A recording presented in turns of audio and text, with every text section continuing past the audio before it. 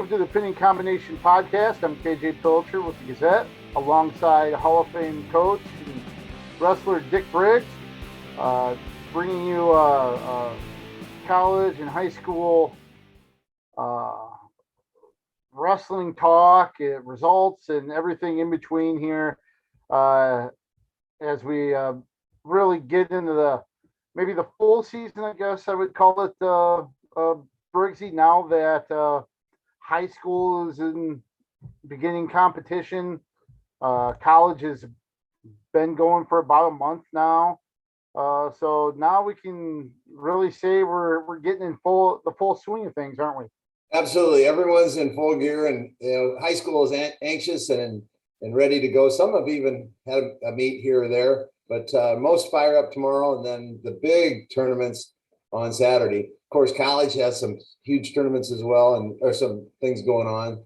Huge competitions at the D3 level, D1 level, and everything. So, Well, let's start with the college landscape right now. All three schools competed this last weekend here in the state of Iowa, D1 schools, that is. Kind of a interesting deal in Iowa City with how things really kind of played out. Iowa State had duels on Saturday, and then the Harold Nichols Open on Sunday that you and I also attended. But let's start with the University of Iowa and that situation that they were originally supposed to wrestle Oregon State on Saturday. That duel got moved back when Oregon State suffered some travel issues. Believe there were some mechanical issues with a plane. Then they decided to kind of split up and try to get people here. And then there were delays, and everybody was pretty much separated for their team, and they weren't able to make it here on Sunday. Iowa reached out to Army, who wrestled Iowa State on Saturday, and were set for the Harold Nichols Open on Sunday. And Army agreed to come and step in for Oregon on short notice on Sunday and wrestle at Carver Hawkeye Arena. yeah, I feel sorry for Oregon State because that's a big opportunity to wrestle at Carver in front of the big crowd and against the number one team in the nation. And it sounded like it was going to be a mess. Even, I don't know if they could have made it. Evidently not, but it's nice that Army. And I know that Coach Brand's reached out to Army and also to Cal Baptist and there's so it's fortunate that Army was ready, willing, and able to jump in, but that's kind of their motto, isn't it? Yeah, right. It was one of those things where Coach Kevin Ward went to the team, asked them if they wanted to do it. He said, they agreed and jumped at it. It was their decision. So the good thing is they had 20 guys on the trip with them. So it's not like they left the brackets of the Harold Nichols, open. They still had guys stay back and compete in Ames and kind of fulfill that commitment to the tournament there on Sunday, but then got the other half of the team to Iowa City to compete. I believe the phone call started on Friday night, and 48 hours later, they're done wrestling in Iowa City. Kind of a neat deal. And like you said, Cal Baptist was also contacted. Lenny Zaleski was game too. And because of the situation and their willingness to help Iowa out, now Iowa is going to West Point next year. And Cal Baptist is going to be a future opponent for Iowa also. Right. And there weren't a lot of teams at the Harold Nichols, and then when the Army pulled their varsity, it became even more thin. We're not quite sure what UNI's lineup will be yet because they haven't had a dual meet. So I'm anxious to see. I mean, we can pretty much guess a few of the weights, and maybe about 7 of them I was kind of putting together. And then there's 3, I think, that had question marks. We'll just wait and see what they wrestle Missouri this week, and Missouri's number 3. So we're going to find out real quick. where UNI's at, and they're a fairly young team, but they also have their national third place winner Parker Hawkeyes he's only a sophomore, so, and I don't know how many years of competition he has left. It's good, isn't it, with that additional year bonus year. So. Well, anyway, the Iowa Army meet kind of went maybe as you would expect a little bit. Iowa won 8 out of the 10 matches. Army won at 149 and 197. And actually, a big weekend for PJ Ogunsanya, the 49-pounder from Army. He beat Jared Dagan on Saturday in the duel. I think it was 4-3, and then he turned around and beat Kobe Siebrecht in a lopsided match. I think it was a major decision there after Siebrecht won by tech against Princeton. So big weekend for him, sweeping the 2 Iowa schools. But right, I don't know what he was. I don't know what he was ranked coming in, but he certainly turned heads. This weekend, beat 2 pretty decent wrestlers, I would say, and so we'll see where he lands on the rankings this week. Yeah, I think he was right on the verge of like 1920 or something like that, or even 21. But yeah, he certainly made a name for himself a little bit with those 2 wins. The Iowa Army duel, really nothing really jumps out huge. Jesse Ibarra debuted and got a win in overtime. Cassiope rebounded and got a fall after what happened against Princeton. Miles Wilson got the call again at 184. Nelson Brands wrestled instead of Kemmerer at 74, but really not a lot of surprises, not a lot of eye-popping results from that duel. No, I don't know how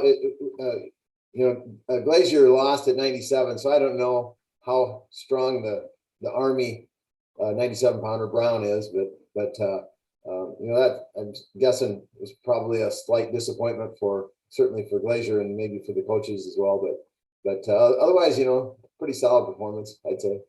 And again, we got that fractured lineup, and I think we're going to see that all year long, except for maybe the high-powered meets. So. Yeah, and that's one thing I guess to touch on here a little bit. I almost get a feeling of a little bit of frustration from Tom Brands being asked about it all the time. But I mean, it's something that you've got to ask about. I mean, you haven't seen Kemmerer yet at 174.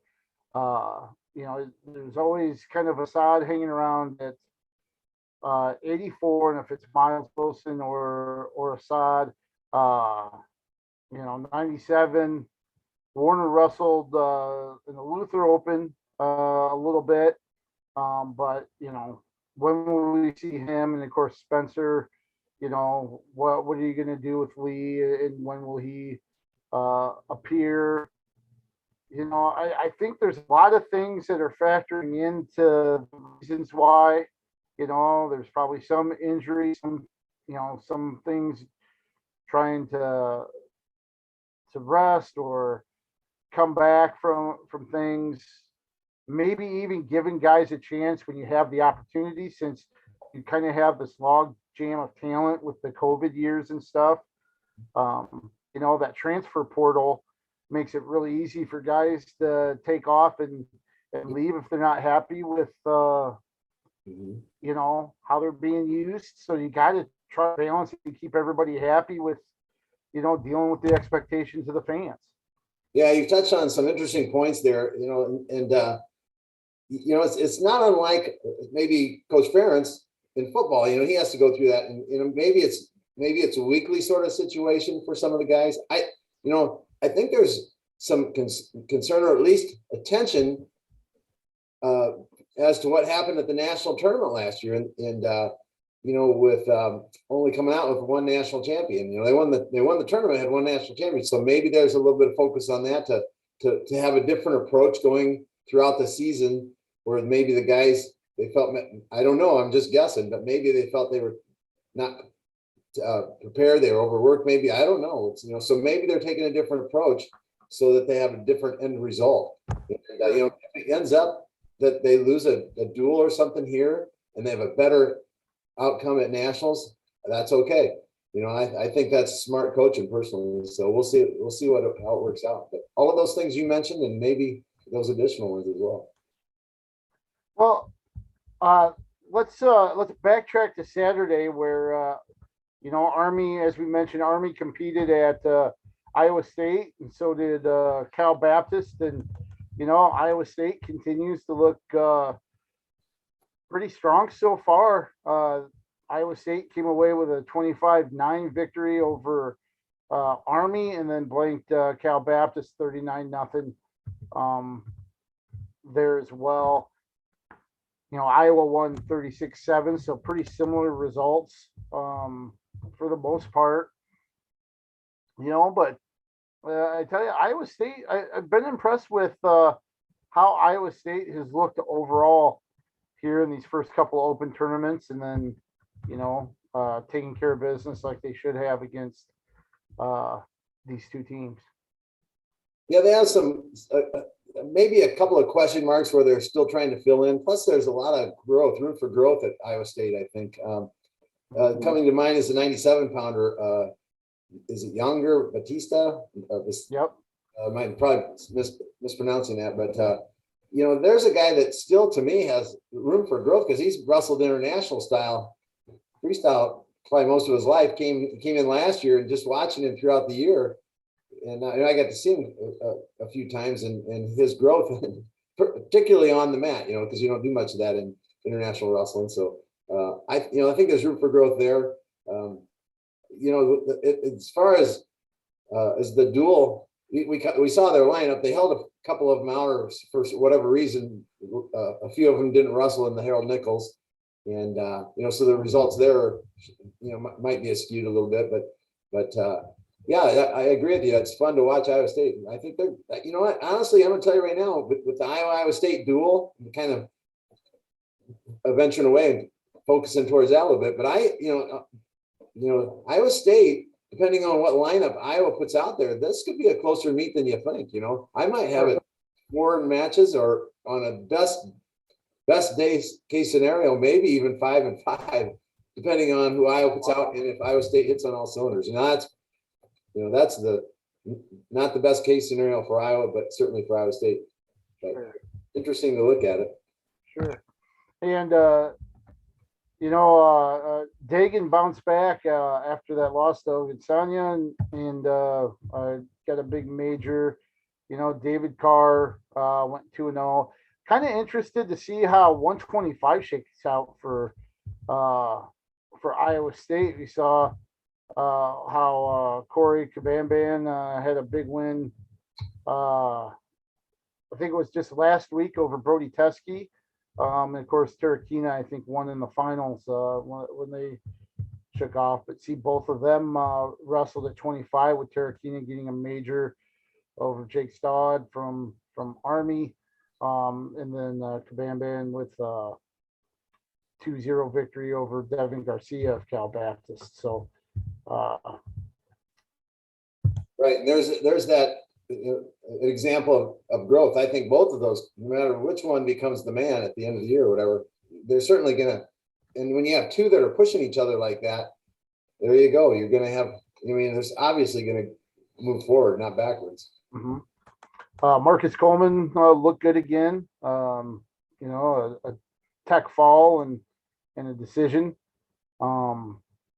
So that still shows his success early on this year. You mentioned Bastida as well. So again, big week highlighted by that Iowa State duel next Sunday.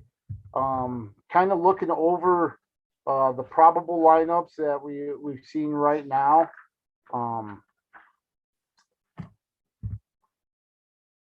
You could see probably Terakina and Ibarra at 125.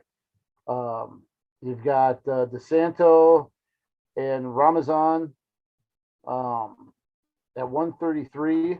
The interesting thing with Iowa State's lineup is you got Ian Parker listed at 141 or 149 with Zach Redding and Jarrett Dagan, the other half of those two weight classes in the either or.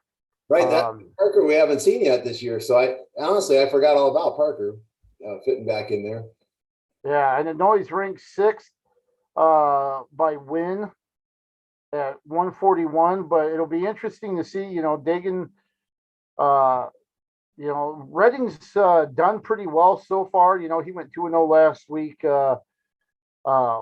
as well, but will Parker be down to 41? Will they give Dagan a little bit of a break and wrestle Ian Parker at 49? I don't know. It'll be interesting to see how that kind of plays out because, you got Ironman at 41, who you would think would be a favorite against either one. But then, either Parker or Dagan against Siebrecht. I think that's one that Iowa State's thinking that they can take there. Yeah, if Parker can get in there, I think so. Mm-hmm. I think I personally had about 4 toss-ups. That's what I was leaning. If Iowa State won all 4 of those toss-ups, and maybe they're not even toss-ups, but that's plus they're obviously favored at 57 with Carr, so throw that in there, and there's the 5-on-5. But then you're gonna have bonus points for Iowa, I'm sure, and so I don't see it going 5 matches to 5 matches, but that that was me trying to figure out if it could be close. Sure. And here's the rest of the probables listed. Take them with a grain of salt because it's Tuesday, and obviously a lot of this can change over the course of a week. But as you mentioned, the big one at 157 between David Carr and Caleb Young. At 165, Marinelli is listed on going, and Iowa State actually has 3 as they try to sort out what they have at 165 with Isaac Judge, Austin Kraser, and Grant Stotts. I think all 3 of them have had points times throughout this early part of the season where they've shown that they could be the guys. So I think that's going to be ongoing. At 174, you got Kemmerer listed as well as Nelson Brands. Brands last week had mentioned earlier in the week he was going to he was planning on wrestling at the Harold Nichols Open. Tom Brands had mentioned during the weekly press conference that Kemmerer said he was getting the nod and that he was going and he was going to get the nod, and it turned out that Brands wrestled for the second straight duel there. So we'll see how that plays out again this week. At 184, you've got Miles Wilson and Abe Assad listed. Yesterday during the weekly press conference, Tom Brand said Miles Wilson is the guy right now. Of course, he's unbeaten so far this season. Okay, Jay, who did Iowa State have listed at 74? Joel Devine. Sorry, I skipped over that, but is that one? He's listed from West Des Moines Valley. Is that who you thought? Joel Shapiro? Yeah, I believe that is Joel Shapiro, and must have changed his last name to Devine.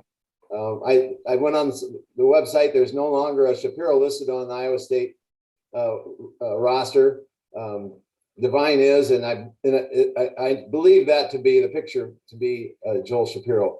So I don't know what the situation is there. I reached out to my friend, former wrestler Gary McCall, but I did not hear back. So okay, if he knew, but all right, I'll see. I'll shoot a quick message to somebody to see if I can get a clarification on that or confirmation there. Right now, assuming that's who it is, and and if there's a name change there.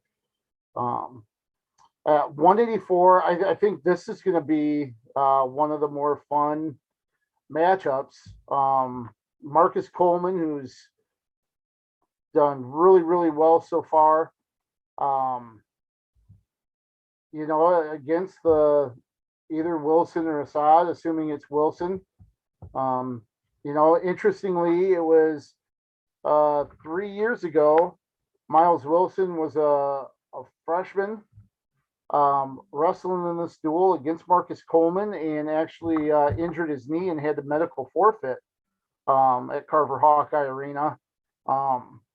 So we could see a rematch of that bout that saw Wilson suffer the knee injury and had to come back from that, and now vying for the starting spot again after going to the U23s this fall earlier in November.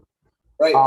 In many of these weight classes, and here in particular with the Iowa two that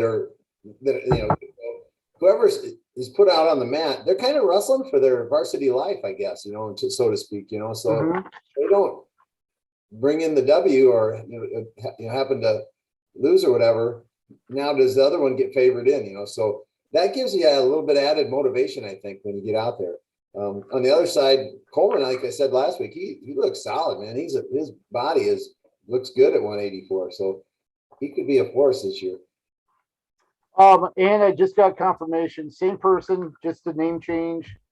I believe it's a family thing. So Joel Shapiro, now Joel Devine for Iowa State. So at 197, you mentioned how well Bastida from Trinidad, Cuba has done for Iowa State this year. In just about a year of actual folk style wrestling. He will face either Glazier or Warner. Glazier has wrestled in the two previous duels. I think that's something where you kind of have to favor Iowa State right now against Glazier. If it's Warner, I think it kind of teeters back to him there. Right, depending on who they put out on the mat, it's kind of a toss-up. Younger is fun to watch. He does. Last year he did have some fatigue problems. It seemed to me towards the end of the match. So I didn't see him towards the end of the year, but so that's going to be fun to watch that for sure. That's one of the toss-up matches, depending on who came out for Iowa for me. Sure. And then at heavyweight, you've got Tony Cassiope versus Sam Schuler.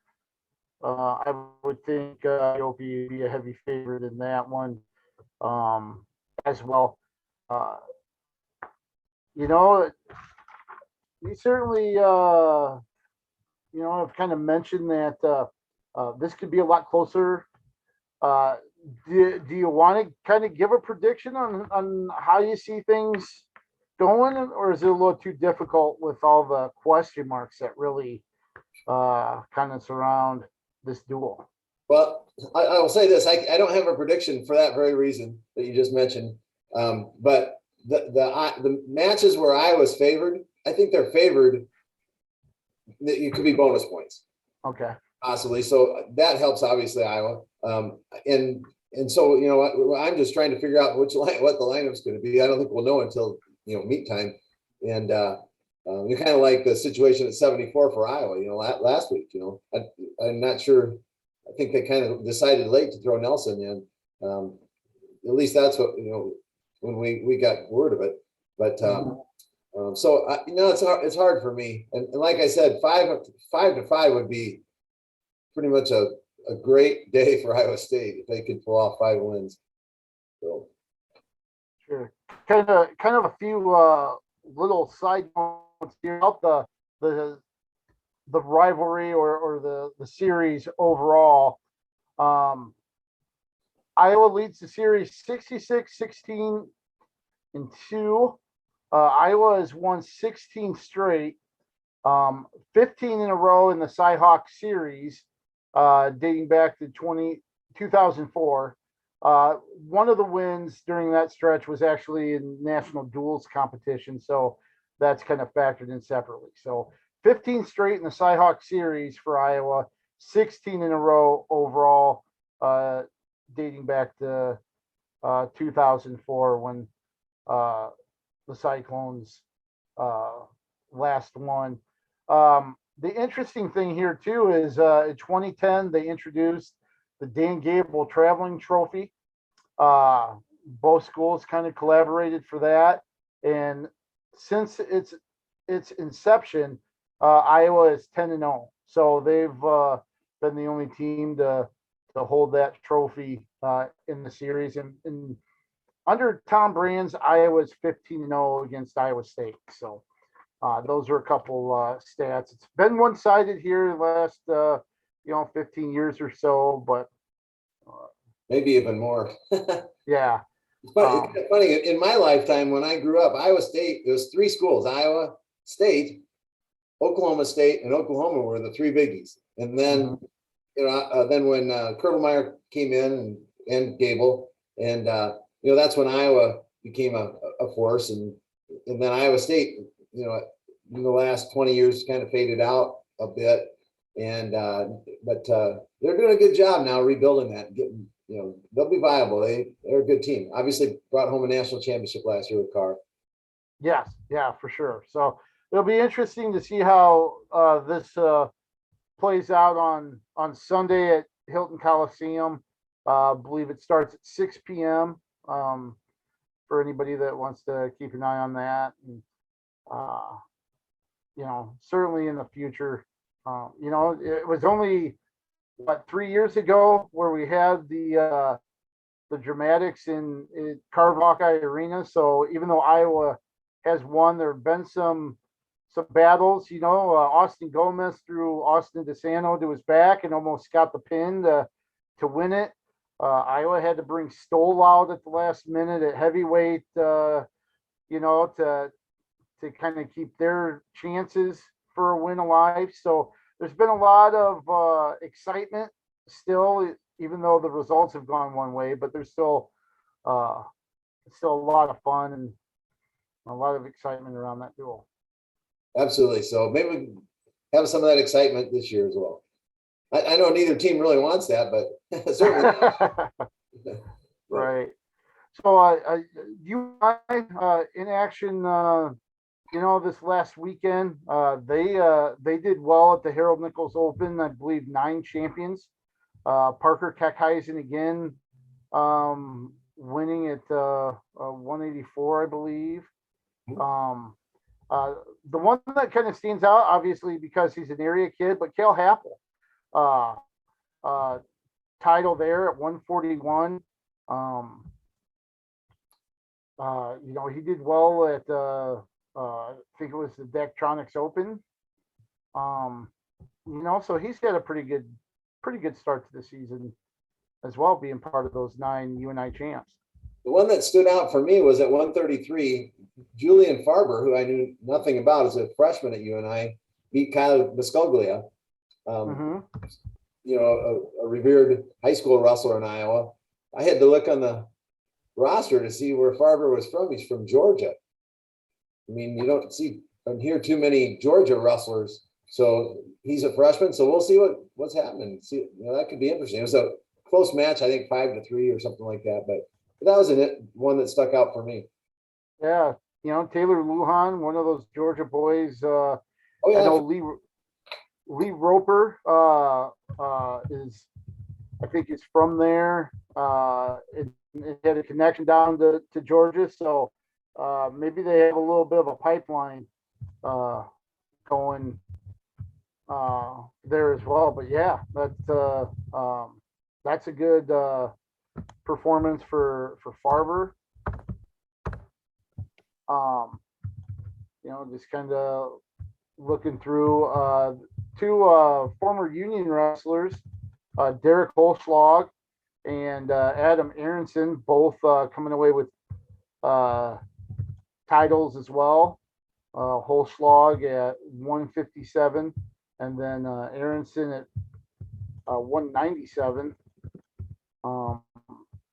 I believe, in the, I think that was the freshman sophomore Division. bracket. Good showings there. We've got Noah Glazier at 197. They got first. Patrick Schoenfelter at 174. Austin Yant again, second place finish. He medical forfeited against Patrick Kennedy from the University of Iowa. Went for Hawkeyes to win it there. But good showings here during these open tournaments for the Panthers, and certainly a way to tune up for the duels this weekend.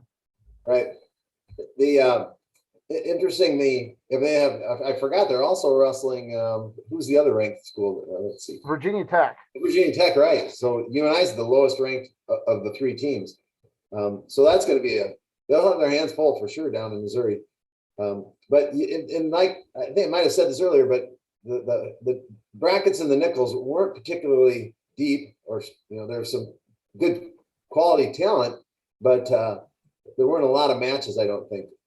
Right. Some of them had 9 guys in it, and 125 had only 3 guys in it. So it was there weren't a lot of teams there. So I think they're probably disappointed with that. But again, like we said, good quality, and then it was a good warm up for UNI. And Iowa State held some of their guys out. Obviously, Carr didn't wrestle, and Parker. I don't think Dagan wrestled either. Right. A lot of those guys. So, yeah, with this will be a really good measuring stick, I think, for UNI getting Missouri and Virginia Tech here this Saturday. Not going to the Cliff Keen Las Vegas Invitational like they have in years past. But I think this will be kind of a good move as they have the collegiate duels. Both Iowa, well, I guess UNI will have the UNI Open December 11th before the collegiate duels down in Florida. So got a couple duels here before one more open event. They have it on their schedule, but I cannot find it in track wrestling, and I cannot find it on Flow Arena. So I don't know where they're gonna have the brackets and such for the UNI Open. And I was just curious to see what the teams were that were going to attend. So gotcha. Yeah, I'm not exactly sure either. We'll try to track that down, and maybe we'll be able to find that for next week here. But any other one thing I want to mention here, maybe before we get on with some D2, D3 stuff coming up. Earlier today, this is Wednesday, December 1st. Earlier today, Cornell College announced that they are going to add women's wrestling for the 2023-24 season. It's going to be the 20th varsity sport that the school offers. They're now at 10 men's sports, 10 women's sports. They are the 11th college women's wrestling program in Iowa that has added women's wrestling. As far as D3 goes, Wartburg and Simpson in the American Rivers Conference have added that already.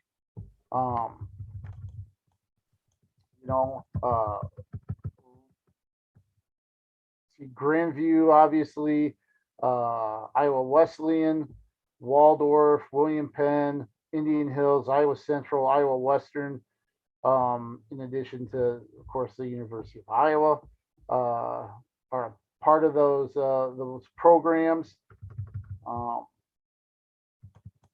It looks like they're going to have their head coach search. They'll accept applications from now until mid-February. Hope to have a coach named by April, and then that coach will begin their duties July 1st of 2022. So just another brick in the wall here for wrestling overall, and in women's wrestling, adding a program that is connected to a really rich tradition there at Cornell College. Yeah, that's great news. Good for Cornell, and I think you're going to see more of that. We only have two that you mentioned in the American Rivers Conference, so I think you're going to eventually see all of those schools, or nearly all of them, have women's wrestling. Yes, I think so too. I think it's more of a matter of when than if many of these schools open up. And the thing that really kind of hits me a little bit is seeing these programs pop up. It still gives me hope, and I know it's probably chasing a pipe dream, that Kirkwood will add men's and women's wrestling. They had a men's program until maybe the mid to late 80s, and then dropped it. I know one of the arguments against is that there's no sister sport or no like sport to keep their numbers even between men's and women's programs. This would be a perfect opportunity to start men's and women's at Kirkwood, which I always thought, would thrive here. Right. Given the wrestling in this area for many years. So if you take a 40-mile radius and draw it all around Kirkwood in the last 20, 30 years since they dropped it, oh my gosh, I can't even tell you the number of national championships I think they would have won if they could sure. That talent, which I think so. I think for sure. And I know with Johnson Hall, I know that there's been, we don't have the facilities for it. I think there's ways that could happen. But we'll see. I still hold out hope that maybe the ability to start a women's and men's program simultaneously would lead to something like that at Kirkwood. KJ, can I also throw Drake into that? Yeah, no, for sure. For sure. That would be a great opportunity there to rekindle that men's program by starting up the women's program along simultaneously. Right. That would be fantastic. We could hope, I guess, right? Keep those fingers crossed, and everything. So kudos to Cornell. It'll be interesting to kind of keep an eye on their search. They've had some females involved with the men's program. I saw one thing, one message on Twitter that said Coach Durow would be proud. And the late Mike Durow did work with women's wrestling. I know he was very involved with USA Wrestling. He also coached female athletes from Guam in the 2008 Olympics in Beijing. So this would be a move that he certainly would he would like to have seen. So I think they nailed it there. Coach Durow would be happy that Cornell has a women's program starting up here in the season too. But not a real busy weekend for D2 or D3 schools wrestling in the area, but that could change here this week. In about one day it starts. Yeah. This week is power packed with D3 competition. Starting tomorrow, number one, Loras. I'm going by the NWCA rankings. Because if you go to different rankings, then you have Wartburg that's ranked number one. But in the NWCA rankings, number one, Loras will be venturing up to Minneapolis to wrestle number 3, Augsburg. So it starts there on Thursday, and then it doesn't cool down. It's fun. Wartburg wrestles Luther. Number 2, Wartburg wrestles Luther. Cornell travels to Wisconsin for the MSOE Invitational. Dubuque goes to Northern Ohio for the Invitational. And the one that I'm probably most interested, besides that Loris Augsburg meet, is Co goes up to La Crosse, where our former Xavier coach, Dave Malachek, is the coach. And number 4 Co will wrestle number 5 La Crosse and number 9 North Central. And I'm going to tell you, I think North Central's ranked too low. They're a tough. Really? Yeah, so keep an eye on those. It's gonna be fun to watch that triangular.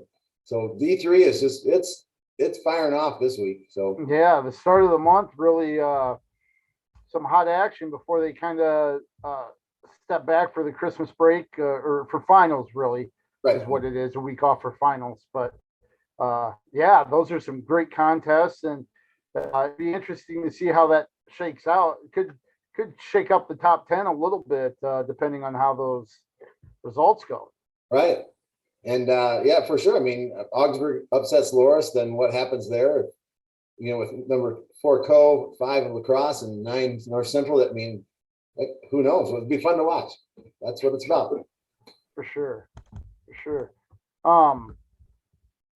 You know, I know Upper Iowa has the tournament in Indianapolis. I can't remember, Midwest Championships in a couple weeks. But what do they have here? They're wrestling a duel with Augustana, South Dakota Augustana. So that's on. Is that at? I believe it's at Augustana, and it's Friday. Is that?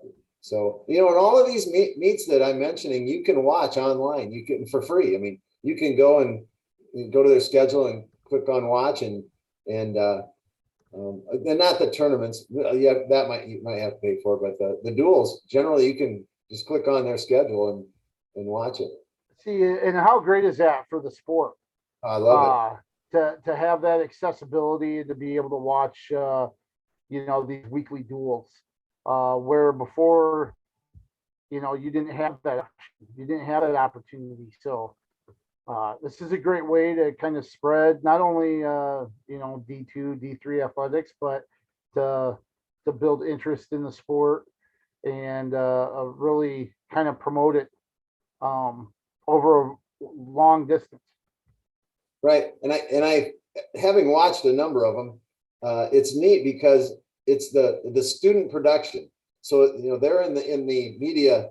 I know for instance, Wartburg, it's their media. I don't know what the college is called, but that they're those kids are coming out. The production crew, the announcers, and so it's fun to see that the students doing it. And it's, you know, when you listen to it, you're not hearing particularly well-versed wrestling people necessarily. You know, they may say, you know, they had a grab down or something like that, bit of a takedown or, you know, but you know, you get that. But I don't care. I'm so excited to, one, to be able to see it, and two, I like that those announcers get a chance and an opportunity to improve their skills. So, and just a little heads up, one of our friends and producer of this podcast, Nathan Ford, was a part of that group at Wartburg at one time. So there you go. So so college wrestling heating up quite a bit. Big week for them as they kind of approach this. Not really a midway point, but the holiday break certainly is kind of a transitional period to run after the new year. But college wrestling isn't the only thing going on right now. We have high school wrestling that started competition this week. So after a couple weeks of practice now, high school wrestling is getting underway. There are some meets already. I know Marion and Washington kicked off the Cedar Rapids Marion Metro competition. Marion won, I believe it was 39-36. Really? So a pretty competitive match. The one thing that kind of stands out to me more than anything, and I know this is going to sound, you know, real remedial, I guess. But if you know the kind of the state of some of the programs in the Metro, at times there were no forfeits. I don't believe there was one open weight in the duel last night between Washington and Marion. So that was something that was extremely positive. AJ, I'm gonna use that for as a little segue if it's all right. Coach Mhm. Martin, Coach Rob Martin from Jefferson stopped over yesterday and did mention that they're in the same situation. They're gonna be able to fill every weight, which they did not last year, as we covered 2 of their meets. But Yep. the segue is this. I don't know if you've noticed, but if you look right up there, I don't know if you can see it right there, and I've got one right here. Coach Martin dropped off the Jefferson poster this year, and look at that. Oh, that's awesome. And if you can read it backwards, I think we will keep wrestling on the move is what it says there. So, and of course, that's our friend Wyatt. And, That gives me a little bit of goosebumps. They're seeing that. That's I nearly broke down when he brought it over last night. He says it's going to be happy and sad when you see it because he had it rolled up and I had to roll it down. Oh man! So anyway, that's a great picture too of Wyatt. yep. Yep, that's exactly the vision I think of when I hear his name. So Yep. that's awesome, and kudos to Coach Martin and the staff. And to Todd Hunt, who designed, and I think it was probably Todd's idea. Coach Martin was taking no credit, though. I know he had something to do with it. So Sure, yeah, and Todd is very skilled and generous with his gifts. They're creating stuff like that. he does a number of posters throughout the country in all sports. So if you're looking for someone to do it, get a hold of me or get a hold of Todd Hunt. So, hey, question. What's the easiest way, since you can't get the box scores the next morning because of the lateness of the meets with the new production schedule at the Gazette? What's the best way to do that? As a casual fan, how can a fan maybe last night go and find out that score or this morning? Well, you can go to iowaprepsports.com or just the gazette.com, and we'll compile at least try to compile a score list and some of those box scores from the Marion Metro Iowa City schools on a nightly basis. So catch those, especially starting this Thursday. Catch those at thegazette.com.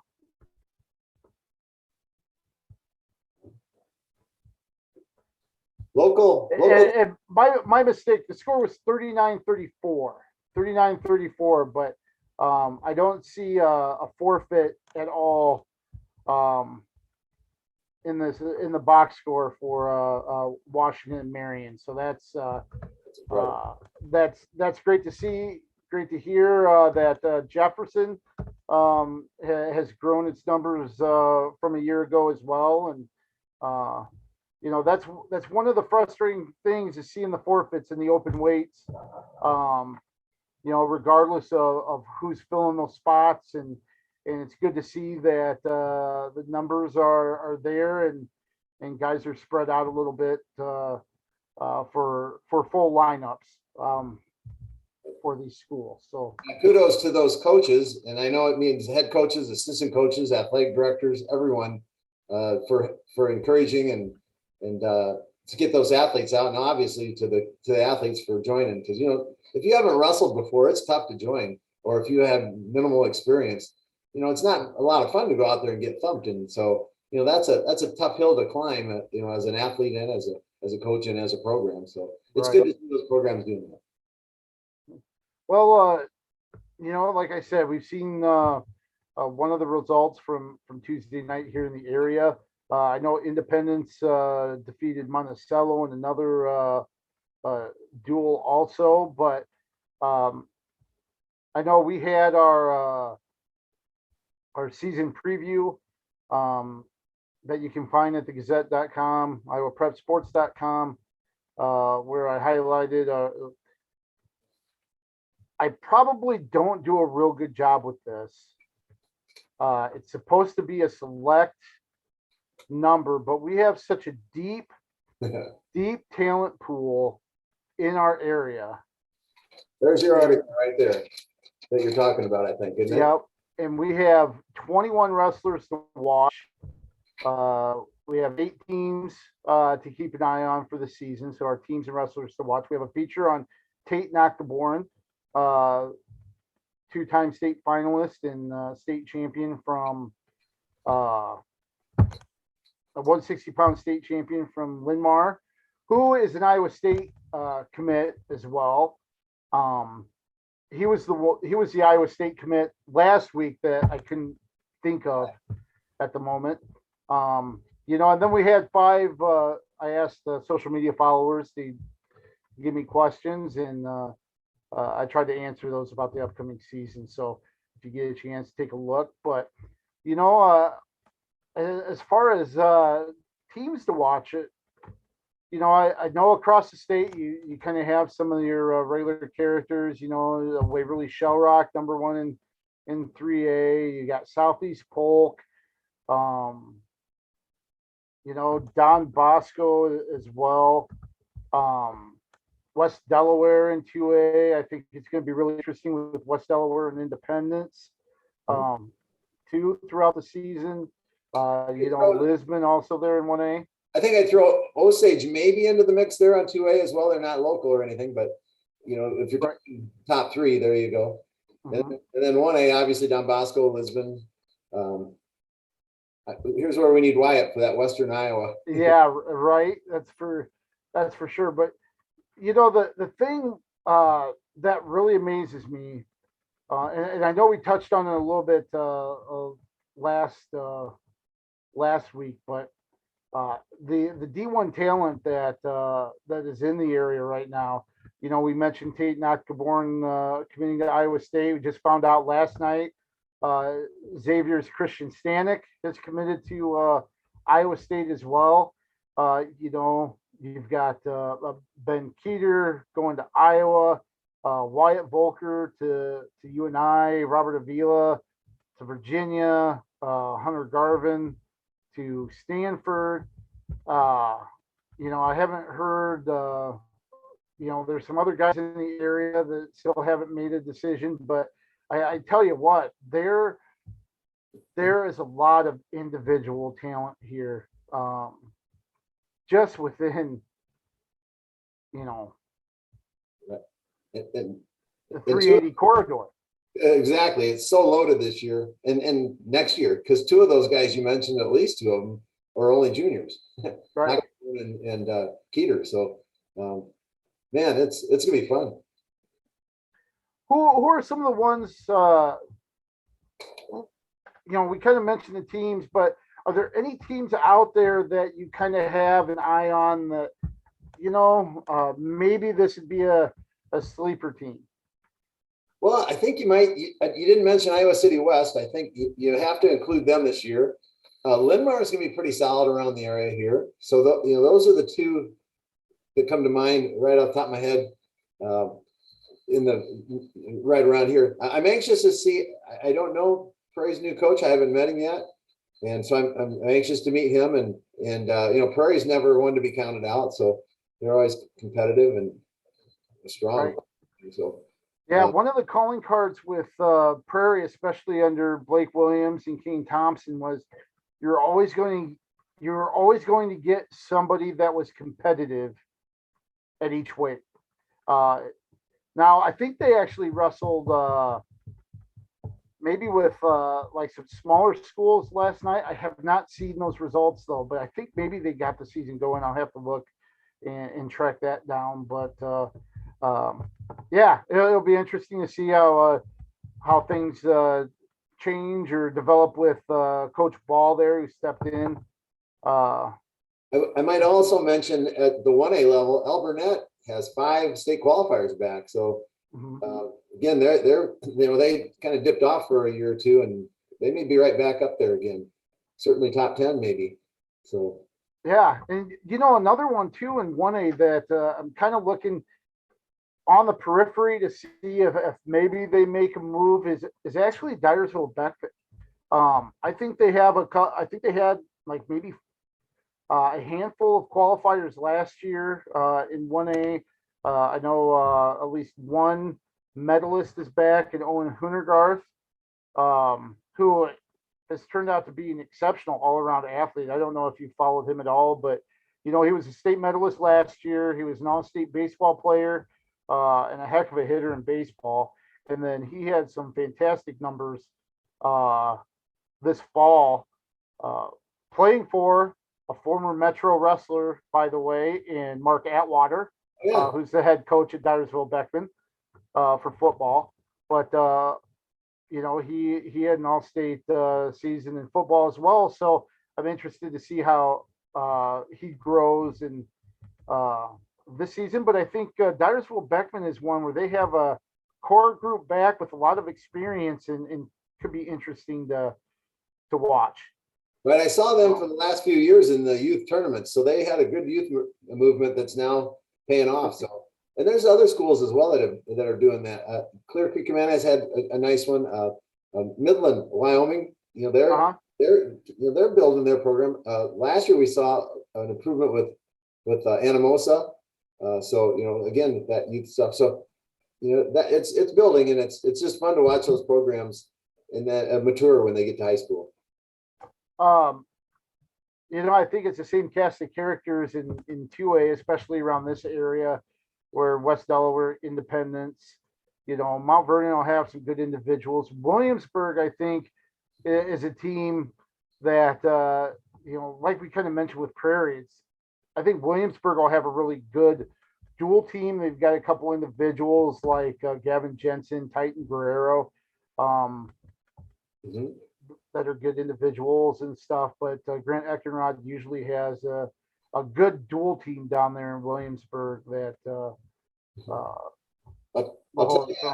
tell you after Saturday, I'm roughing down there at their tournament, their dual tournament. So we get to see those guys, Jensen, who was a state runner-up, of course, and then so I'll let you know after Saturday. Sure. And then in 3A in the area, I think I'm kind of interested to see where Kennedy's at. I think they've got a good group coming back. It's just, okay, where do they take that next step where they could be a team that's on the heels of Linmar and Iowa City West, I think, as far as the leaders. City High is going to be right up there as well, with Keeter, Cale Seaton, I think Cale Kurtz.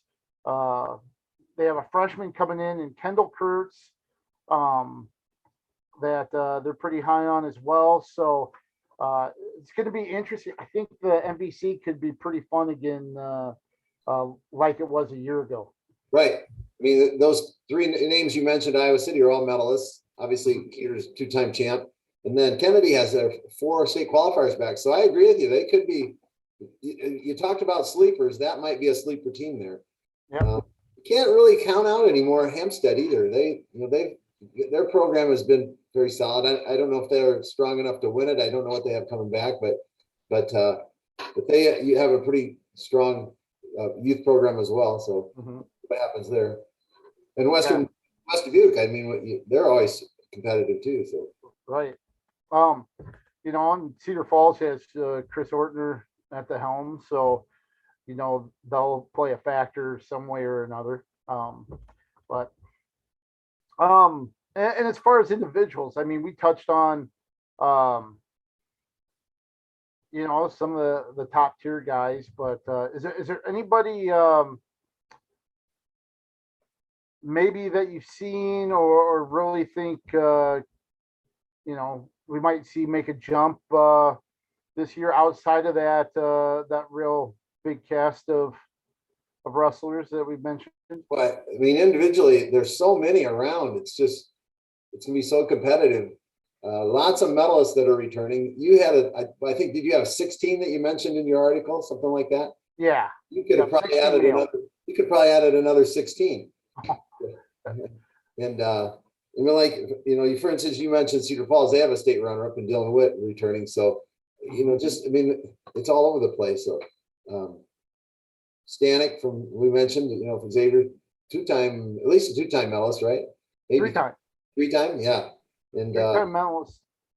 yeah, so, and kudos to he and his family for being able to sign at Iowa State, or at least indicating they're going to sign. Yeah, that's something I know. A big goal of his growing up, and it's great to see him accomplish that. And one of the things this season is I think there's a good crop of freshmen in the area that could make some noise right away. I mentioned Kendall Hurts down at City High. I think West Delaware is very high on a couple other freshmen. Brent Yakovic is one of them, and then Jax Miller, both accomplished AAU wrestlers coming up. Both of them are going to be in the starting lineup here Thursday against Waverly Shell Rock. And then another one, some that we haven't mentioned, is Robert Avila Jr., or Avila Jr., Janela Avila transferred from Lisbon to Iowa City West this year. So, Avila and looked to win his fourth title after winning 3 at Lisbon. But his younger brother, Justin Avila, a highly ranked freshman at the national level that sounds, according to coaches, he's kind of stuck in the middle of the lineup behind some guys. But I'm guessing once that descent plan and everything kind of filters out, he'll find a role and be a contributor there in the middle of Iowa City West's lineup as well. Well, I'm counting on that. That's absolutely going to happen. Probably sooner than later, for sure. You mentioned the freshman coming in, and you also mentioned West Delaware Waverly Shell Rock. I talked to Kyle. He's been coaching the team in the weight room and so forth, and actually in the wrestle room as well. He mentioned, I think it was a Diaz, it's family that has moved in from Florida. That's another very strong freshman. So add that to the list as well. So, wow. As if they needed anyone. Yeah, right. Waverly Shell Rock is just loaded. So, and we'll be lucky because we'll get to see them right out of the gate here Thursday, tomorrow, depending on when you're watching this, December 2nd. The two of us will be at Manchester for a battle between Waverly Shell Rock and West Delaware. Teams ranked number 1 in 3A and number 1 in 2A respectively, and both coming off state title sweeps last year. So those two teams look to pick up where they left off last season. And boy, you talk about jumping right into the fire. Here we go. Yeah, it's gonna be fun. Number 1 versus number 1, and then followed up with the weekend of crazy tournaments this weekend. We haven't really touched on that, but a new tournament, the Dan Gable Donnybrook down in Coralville at the was it both of the, I think you're utilizing both of the facilities there, the Stream Arena and the Field House. Right, in Green State Field House. And then there's 33 teams there. It's a new tournament. It's 17 of those teams are from out of state, and just to name a couple. Let's see, some of the out of state teams. If you're around high school wrestling, these teams are not.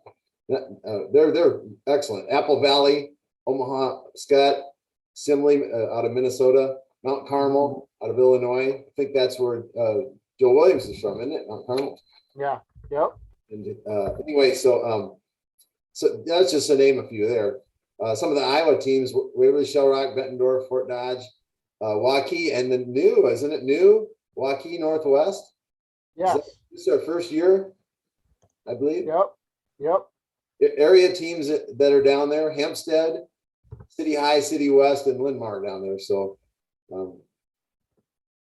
yeah, they 2-day tournament.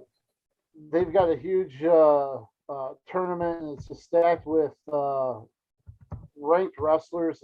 I want to say there was a report earlier that 175 ranked wrestlers in total Oh, uh, from those 30 some schools. So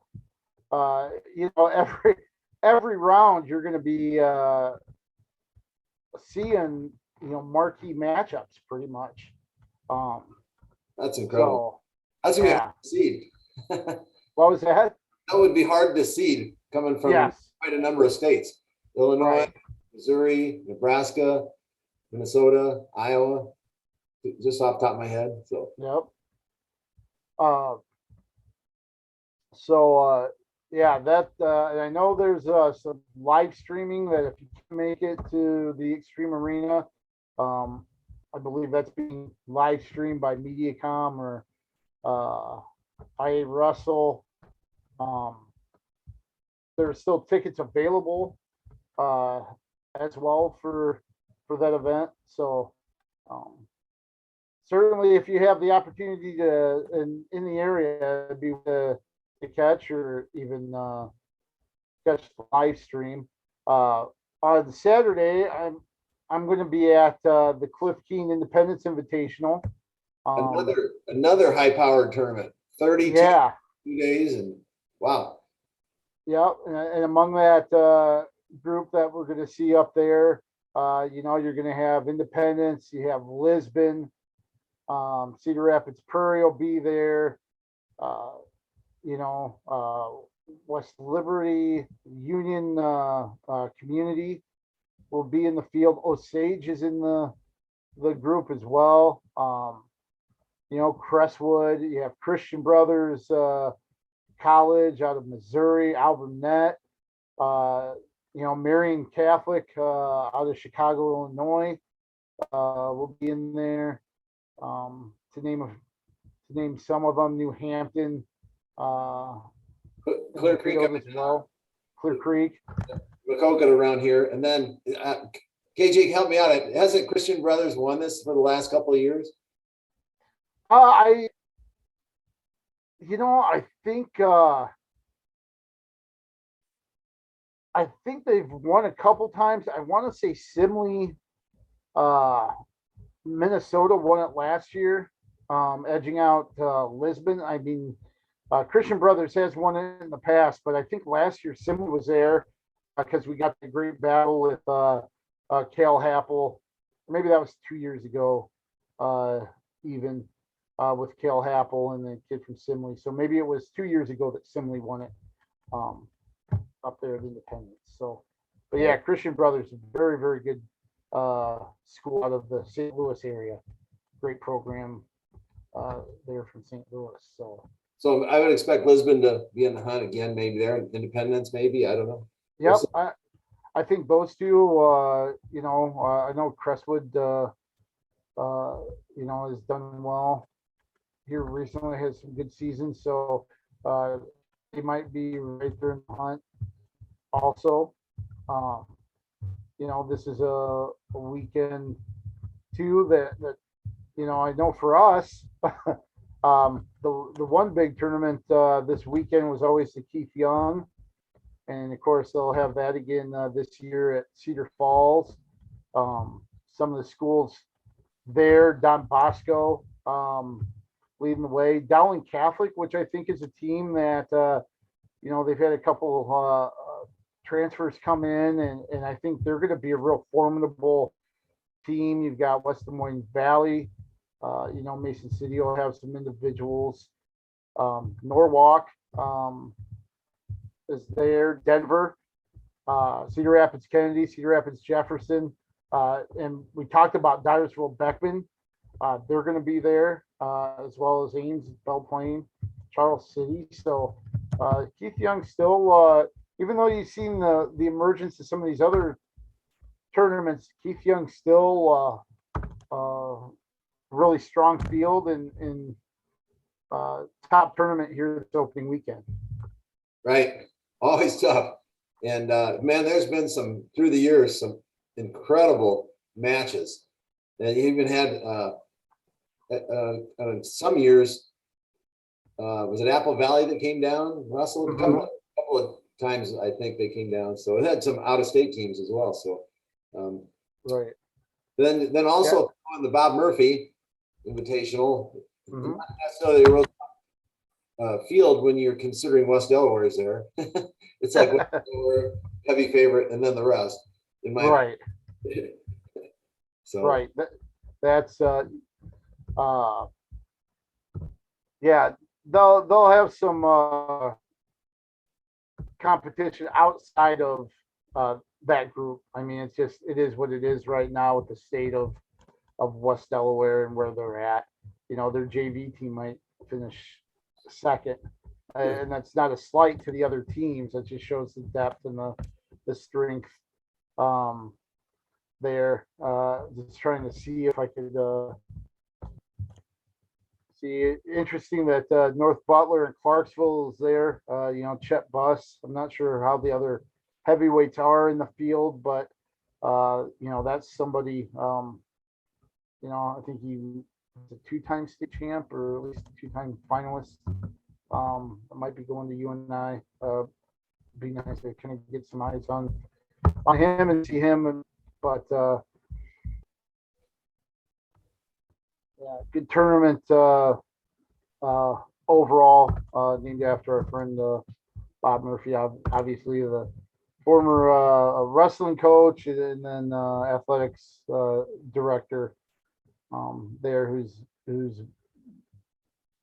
made a big impact in wrestling as an official coach, AD, in different roles.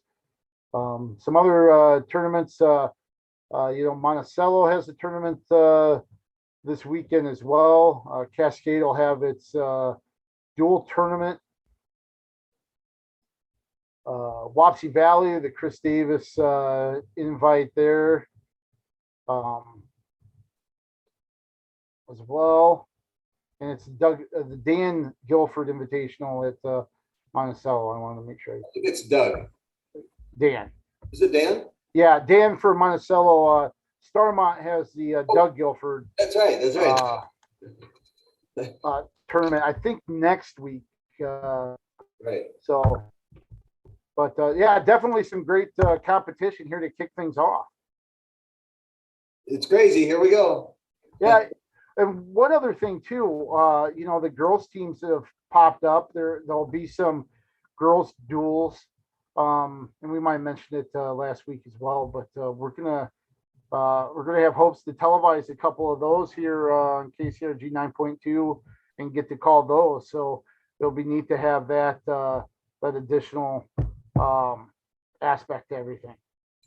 Right. According to our wonderful producer, Aaron Rooney, it's potential that if the numbers are big enough at the Iowa City West Kennedy meet, the third weekend of the third Thursday of the season, that we could be doing a girls dual meet exclusively, not co-ed. So that'd be awesome. That would be great. So I'm looking forward to that. Coach Briggs, do you have any other items that we haven't touched on or that you want to mention here? I'm feeling good. We had a great week of high school and college wrestling coming out, so I'm excited. Look forward to seeing everybody. Make sure to check us out at thegazette.com, iowaprepsports.com for results and articles. You can see Coach Briggs and I on KCRG 9.2 Thursday night from Manchester with number 1 Waverly Shell Rock 3A versus 2A number 1 West Delaware there as well. So we're going to be hopping. We're going to be busy now, and it's a good way to be. So we'll close things up. And do you want to keep sharing that line that was on that poster? Gee, I can't remember it. Oh, yeah. Let's keep wrestling on the move. All right. Thanks for watching, everybody.